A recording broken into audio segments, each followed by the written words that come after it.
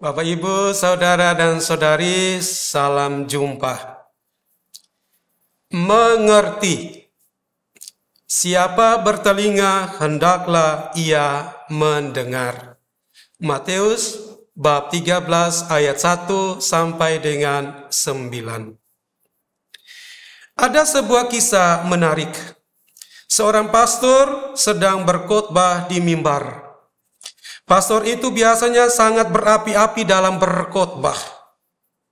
Suatu kali karena dilihatnya ada seorang ibu sedang memandangnya penuh perhatian sambil mengangguk-anggukan kepala, sebentar-sebentar tersenyum, pastor ini semakin menambah semangatnya dan semakin berapi-api dalam berkhotbah. Pastor ini merasa dalam hati bahwa khotbahnya pasti didengarkan dan dimengerti oleh umatnya. Ternyata setelah ditanya-tanya, si ibu itu menjawab bahwa selama khotbah dia memperhatikan jenggotnya pastor yang panjang dan membandingkan jenggot kambing peliharaannya dengan jenggot pastor. Ibu itu mempunyai mata tetapi tidak melihat dan mempunyai telinga tetapi tidak mendengar. Dan karena itu dia tidak mengerti. Bapak, Ibu, Saudara dan Saudari yang terkasih, untuk mengerti sangat bergantung dari kualitas mendengar dan melihat. Orang akan mampu melakukan jika apa yang dia dengar dan dia lihat sungguh-sungguh dia mengerti.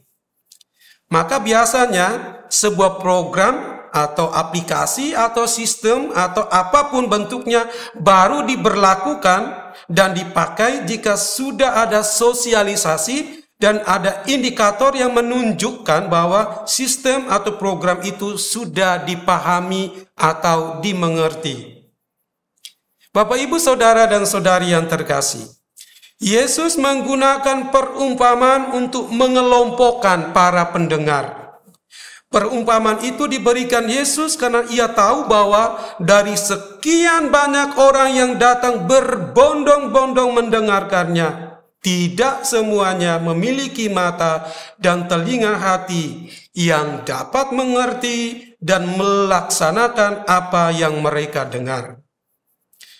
Hanya segelintir orang saja yang masuk dalam kelompok orang dengan kemampuan melihat, mendengar, mengerti dengan baik. Dan karena itu berbuah banyak. Bapak, Ibu, Saudara dan Saudari, tanah yang berada di pinggir jalan, tanah yang berbatu-batu, tanah yang berada di semak duri, dan tanah yang baik adalah gambaran tentang kualitas melihat dan mendengar dari setiap manusia. Kualitas melihat dan mendengar seseorang itu pasti baik jika apa yang didengar dan dilihatnya itu dapat ia lakukan. Jika apa yang ia lakukan sesuai dengan apa yang ia lihat dan dengar, maka itu menunjukkan bahwa dia sudah mengerti. Inilah gambaran yang diberikan oleh Yesus.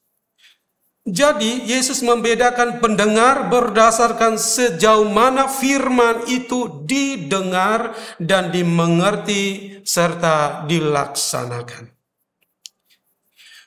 Bapak, Ibu, Saudara dan Saudari, mengerti tentu bukan melulu perkara kemampuan menangkap dan memahami firman Tuhan. Mengerti lebih menunjukkan disposisi atau keadaan batin seseorang untuk menerima dan melakukan firman Tuhan.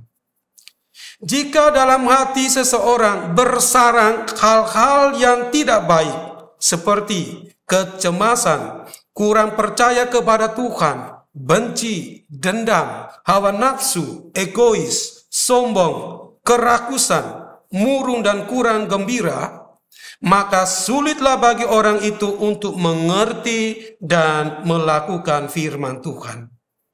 Jadi mengerti bukan perkara berpendidikan atau tentang kualitas intelektual, tetapi adalah kemauan untuk meninggalkan yang bukan Allah dan mengutamakan Allah.